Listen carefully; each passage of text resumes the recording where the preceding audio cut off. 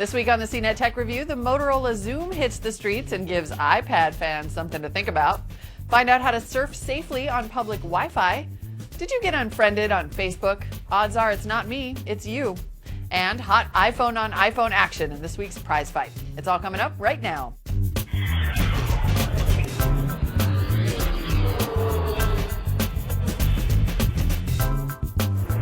Hi everyone, I'm Molly Wood, and welcome to the CNET Tech Review, where we collect our hottest videos of the week and tell you what's good and what's bad in the world of tech, plus offer our unique tech wisdom in the form of the bottom line.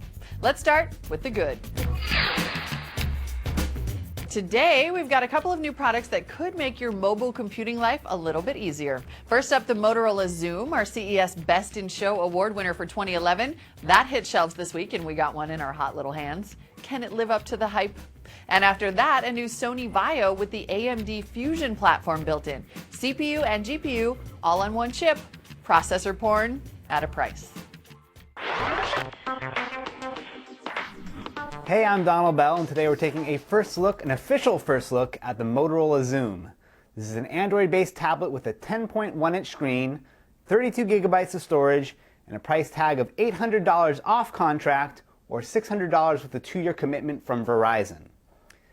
It's around the same size as the original iPad, although it has more of a widescreen dimension, and the bezel around the screen isn't as wide. It's definitely heavier than the iPad, which sounds like a small complaint, but tablets are something you spend a lot of time holding. On the bottom you have connections for micro USB and micro HDMI, though you'll need a dock if you want to get video out from this thing. On the top you have a headphone out, and a door that covers up the micro SD memory card slot for additional storage, and a 4G SIM card slot for the 4G support that's coming later this year. There's volume control on the left side, and on the back you get a 5-megapixel camera and flash and a pair of stereo speakers. You also see the power buttons over here on the back. Now, it's a little weird to have the speakers blasting out away from you, but it's nice that you don't actually run the risk of covering them up with your hands. You also get a 2-megapixel camera on the front that works with video chat apps like Google Talk. One of the biggest differences between the Xoom and all of the Android tablets we reviewed in 2010 is the lack of tactile navigation buttons on the home screen. And this is a good thing. Controls for back, search, and menu have all moved onto the touchscreen thanks to the latest version of Android made specifically for tablets. Verizon and Motorola are the first to have Android 3.0, and it's a big part of why this tablet is so special. You get all the stuff that makes Android great.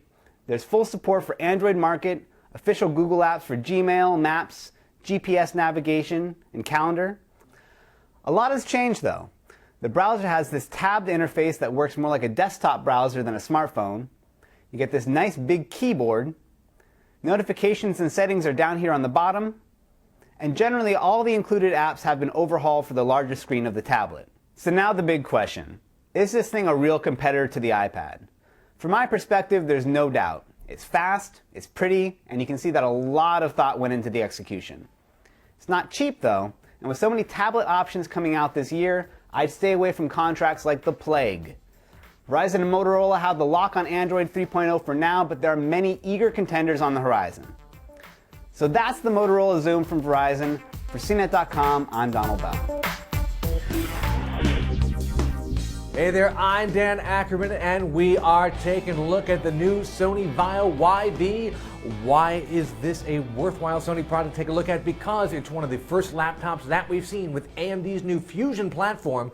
That's a combination of a CPU and a GPU, a graphics chip, together built into the laptop, so you don't have to get a CPU and then a separate dedicated video card to get decent HD video playback or basic gaming. We've seen a few other AMD Fusion laptops, usually in this 11-inch size. HP's Pavilion DM1 is a very notable one. This is the Sony version, so it looks a little nicer, also costs a little more. You get essentially the same performance out of this guy as you would out of that HP DM1, which we also liked a lot, but the HP is $450.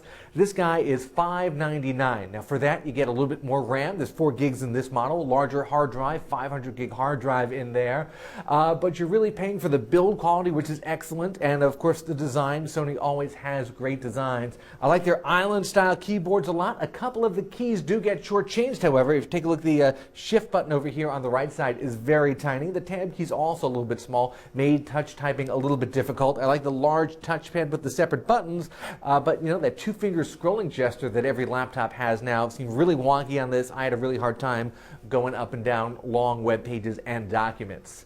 The screen, 11.6 inches, 1366 by 768 resolution. That's what you're going to find on pretty much every laptop between 11, even all the way up to 15 inches these days. That's fairly standard.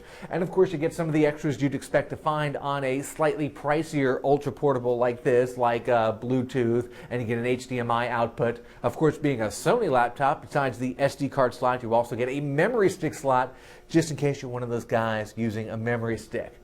If you want to save a little bit of money, you could definitely get an AMD Fusion system for about $100, $150 less, like that HP DM1 we've mentioned a couple of times. This guy is a little bit pricier, but certainly looks a little nicer. You get some more hard drive space. I am Dan Ackerman, and that is the Sony Vaio YB.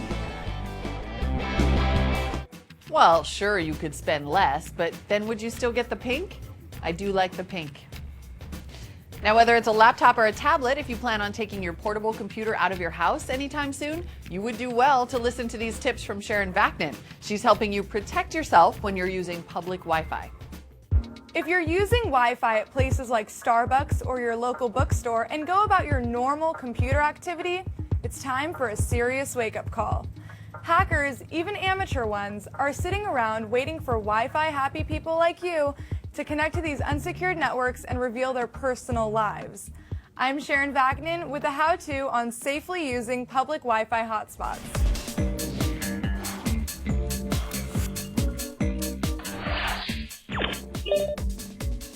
The first thing you should be aware of is that if a hotspot doesn't require a password, it's not secured. Don't be fooled. If a hotspot does ask for a password or guides you through a login screen, you're still not secured. Here are a few things you should always do when connecting to a public network. Check to see that your firewall is enabled. It's like locking your own house. Windows and Mac both have built-in firewalls that are enabled by default, but here's one thing to modify. Make it block all incoming connections. You can do this by going to your computer's security settings. Now, you should also disable file sharing, which allows people on your network to access shared files and folders. When you connect to a network for the first time in Windows, your computer will ask you what type of network it is or where you're connecting. Be sure to select Public. This will automatically turn off file sharing for that network. If you're on a Mac, go to your sharing preferences and uncheck those services. With these settings in place, you're already much safer, but there's always room for more security. I'd suggest installing a browser add-on called LastPass. It'll secure your passwords by storing them in the cloud instead of on your computer where they're in plain sight for hackers. LastPass will also defend you from keyloggers, which record everything you type. HTTPS Everywhere is another great browser add-on that will force websites to give you a secured connection, so any activity will be confidential to you and the website. And if you're really paranoid, you can surf the hotspot through a VPN or virtual private network, which will make you completely invisible. SecurityKiss and Hotspot Shield are a couple free VPNs. If you take those precautions, you're in good shape, but you still need to get into the habit of doing things like checking the network name. Hackers will often set up fake networks like free Starbucks Wi-Fi or free public Wi-Fi to lure you in. Check with an employee to confirm the name. And here's my last piece of advice. Treat all open networks as a security risk. Don't do any banking, online shopping, or any activity that could potentially expose your personal information. If you wouldn't do it with a stranger looking over your shoulder, it can wait until you get home. For CNET.com, I'm Sharon Vaknin, and I'll see you on the interwebs. Of course, none of these tips are going to stop you from getting crumbs from your scone inside your laptop's keyboard. If that's a problem for you, maybe a tablet like the Xoom is a better way to go. Okay, folks, I know we brought it up last week, but it is still tax time. If you haven't done them yet, it's time to get organized. Luckily, our own Jasmine France is here to get you organized and ready to go with the best tax prep software and websites out there. We hate to be the bearer of bad news, but it's that time of year again, tax season, and it literally makes me sick. As unpleasant as it might be, filing your taxes is unavoidable. The good news is that with the plethora of online and desktop tax prep solutions, most of you can avoid hiring an accountant. Even better, every web-based program offers a free federal e-file if your tax needs are simple. I'm Jasmine France, Senior Associate Editor for CNET.com, and I'm here to give you an overview of the variety of software options available for the 2010 tax season. More specifically, we're going to go over the 4 best-known solutions, TurboTax, H&R Block, TaxAct, and Complete Tax, and figure out which one is right for you. So let's start with the option that seems the most budget-friendly on the surface, Complete Tax. This service offers 3 ways for you to file completely for free. 1, if you lost your job over the past year. 2, if you end up owing money. And 3, if you successfully import your 2009 return from one of the competitors. However, if you don't meet one of these criteria, TaxAct is actually the cheapest offering. Plus, Complete Tax has the most dated interface of the bunch, and it doesn't provide much in the way of tax term description or general help. Most users on a budget will be best served by TaxAct, which has the lowest overall pricing, especially in terms of state filing. Whereas the competition charges about $30 for state, TaxAct only charges between $8 to $15. TaxAct provides a clear interview process and now provides audit support for the 2010 tax season. It also offers a handy tool called Answer Center, where you can find help for specific questions, access various calculators, and view tax-related documents. TaxAct doesn't offer as much hand-holding as TurboTax or as much personalized care as H&R Block, but it should be the top consideration if you have a solid understanding of your tax needs and don't anticipate any major issues with your filing.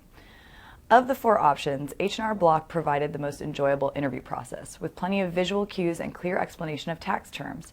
H&R Block also offers the most generous customer support, including 1 free tax topic discussion with an expert. If you want professional help without the expense of a full-on accountant, H&R Block is the choice for you. Finally, we come to TurboTax, which can be the priciest option depending on your needs. TurboTax offers a slick interface with lots of links and descriptions for various tax terms. In fact, the interview process is overly detailed in places, so TurboTax may be an annoyance if you want to fly through your filing. However, TurboTax lets you import practically everything, from last year's return to W-2s to investment information to Quicken data. Plus, the service paired up with Mint.com this year, so if you use Mint, TurboTax can automatically import interest income. And if you only need to file a 1040EZ, there's SnapTax, a mobile app that lets you simply take a photo of your W-2. In other words, if you hate data entry, TurboTax is the solution for you. So there you have it, tax prep for 2010. It's a lot of information to take in, I know, so here's the breakdown. Consider Complete Tax only if you fulfill one of the free filing requirements and would otherwise be comfortable filing by hand. Log on to TaxAct for an inexpensive experience that lets you fly through the tax filing process. Check out H&R Block if you're after personal attention and a user-friendly interface, and get on board with TurboTax if you're a Mint.com user who hates data entry. If you want more detailed information on any of these options, head to download.com to check out our full reviews. I'm Jasmine France for CNET. Speaking of Jasmine France for CNET, I'm sorry to report that Jasmine is moving on to greener pastures. We're thrilled for her, but I am sorry she had to go out in a tax prep video. Love you, babe. And with that, let's take a quick break to work on our Good Luck Jasmine greeting cards, but we'll be right back with more tech review right after this.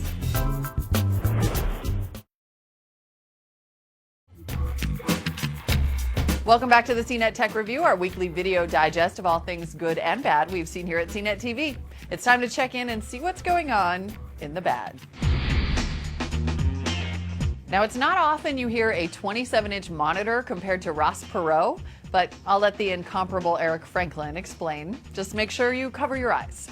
And after that, Brian Cooley is here with a very helpful top 5 that will hopefully help you remain popular on Facebook. It's the top 5 reasons that people unfriend people. Let's say you're in the market for an affordable new car. Within the range of prices you're looking at, there's the most expensive model that also offers the most bells and whistles. There's the cheaper option that skimps on a few features. And then maybe there's this weird third option that hits in the middle of those two in price, but offers the least in features. You know, the option no one in their right mind would actually choose. Hi, I'm Eric Franklin from CNET, and the Samsung SyncMaster P2770FH is that weird third option for monitors, not cars. Now, saying that no one in their right mind would actually choose the FH may be a bit hyperbolic, but compared to both the lower price ASUS VE276Q and Samsung's own more expensive P2770HD, the FH just doesn't offer enough for its price. But I'm getting ahead of myself. To be fair, let's see what the FH does offer.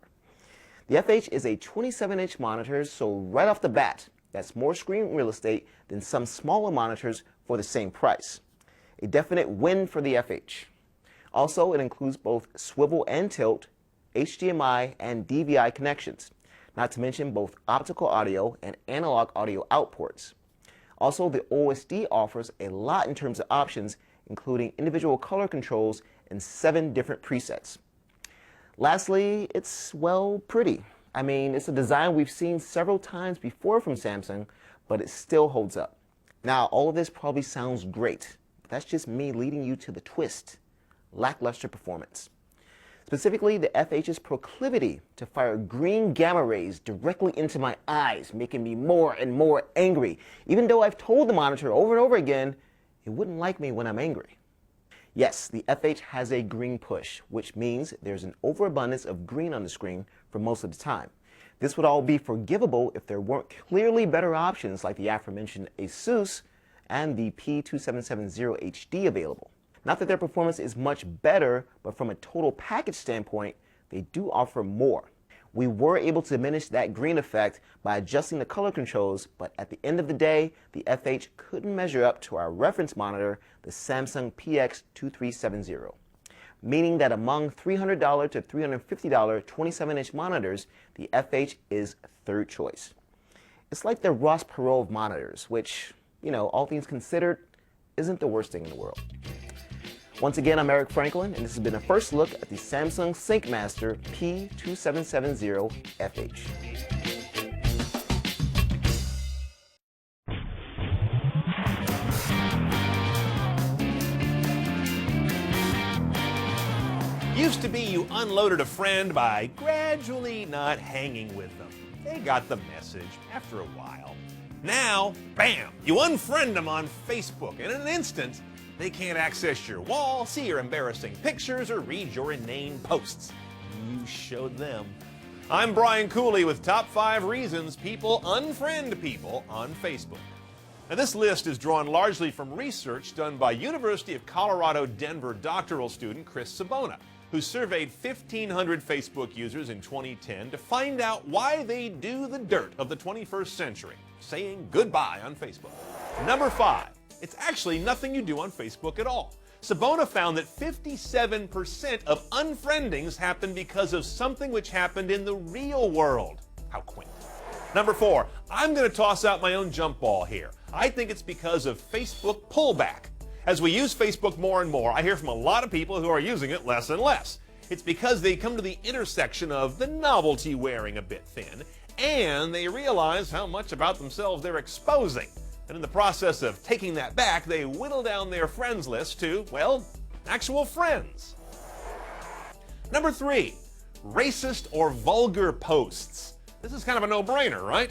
We've all got those morons in our crowd who go there, and then there you are with their mortifying utterances on your wall where all your enlightened friends can see you also hang out with losers. Number 2, posts about politics and religion. Social networks do not change one of the great truths of human relations. That is, lay off politics, God, and gun control if you want the party to stay polite. Before I get to our number 1 reason people unfriend people on Facebook, note that unfriend is not hillbilly English. It's a real word. In fact, it was Word of the Year in 2009 as named by the new Oxford American Dictionary, which said it has both currency and potential longevity. And it's just a handy phrase. Okay, the number 1 reason that people unfriend people on Facebook is persistent, inane posts. No kidding. Farmville updates alone are enough to inspire genocide. Please, people, post something you think the rest of us at least might care about, not another damn golden egg. For more top 5s like this, head over to top5.cnet.com. I'm Brian Cooley. Thanks for watching. Inanity is such a subjective thing, though, really? I mean, you guys care about my split ends, don't you? Eye of the beholder? No? Well, at least it's not Farmville. All right, let's go ahead and check out this week's bottom line. Coke versus Pepsi, PlayStation versus Xbox, Jacob versus Edward. Some debates will just never have a clear winner. But when it comes to which iPhone is better, Verizon or AT&T, there can be only one true victor. Let's finally put this debate to bed in an iPhone prize fight for the ages.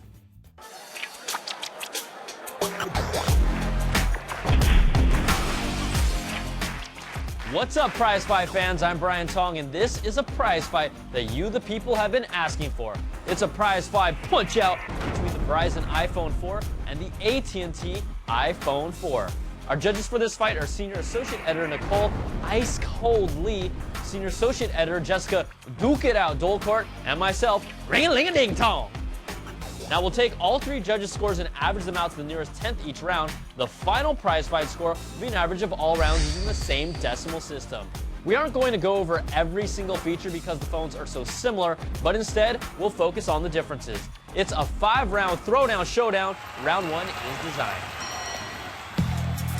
The iPhone 4 is still the sexiest looking phone on the planet with its clean design and sharper than sharp Retina display. The AT&T phone was notorious for its antenna design, so the Verizon iPhone changed the location of the seams. But if you squeeze hard enough, you'll still have similar problems, even if it's been way overblown. We're calling this round even at 4.7. Next round is controls and user interface.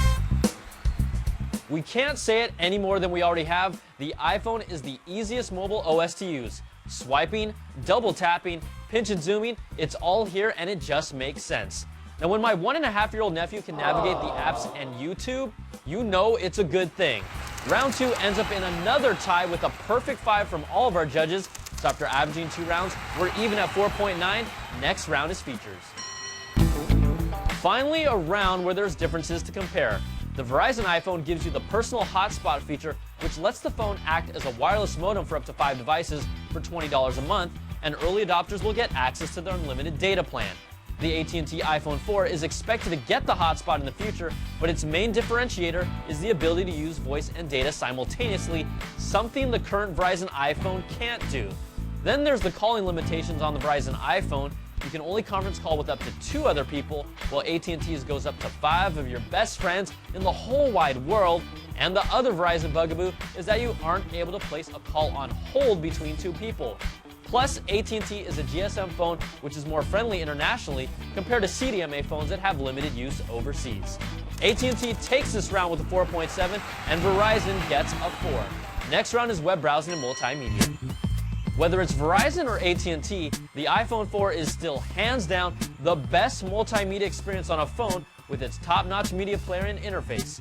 Movies look amazing on its screen, and the iTunes Store gives you access to boatloads of content you won't find anywhere else.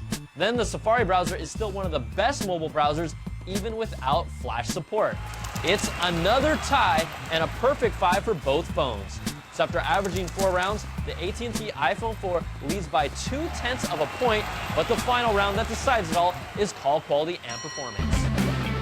We've tested both phones in a variety of locations in San Francisco and outside of the city, and one thing is clear, the Verizon iPhone is better at making phone calls and experiences less dropped calls. Call quality is pretty solid and very clear for both phones when you have a solid signal, but one area where AT&T has an advantage is with data speeds. Now in San Francisco, Verizon had bested AT&T in some cases, but in many other areas around the country, it's clear that AT&T data speeds are faster, and in some cases, even twice as fast. But you know what's the most important part about a phone? The fact that it makes phone calls. In the final round, the Verizon iPhone gets a perfect 5, and the AT&T iPhone gets a 3.3. So let's average out all 5 rounds, and in an epic battle where we were tied 3 times, AT&T went into round 5 with the lead, but Verizon came back strong with a perfect score, taking this battle 4.7 to 4.5, and is your prize fight winner. You could almost call this a win-win since the iPhone is now on both carriers, but the decision isn't really clear. If you have solid AT&T coverage, you're a heavy data user that cares about speed, and you travel internationally, there's no need to switch. But if you want better call reliability, unlimited data, and a wireless hotspot, then the Verizon iPhone is for you. I'm Brian Tong. Thanks for watching, and we'll catch you guys next time on another Prize Fight.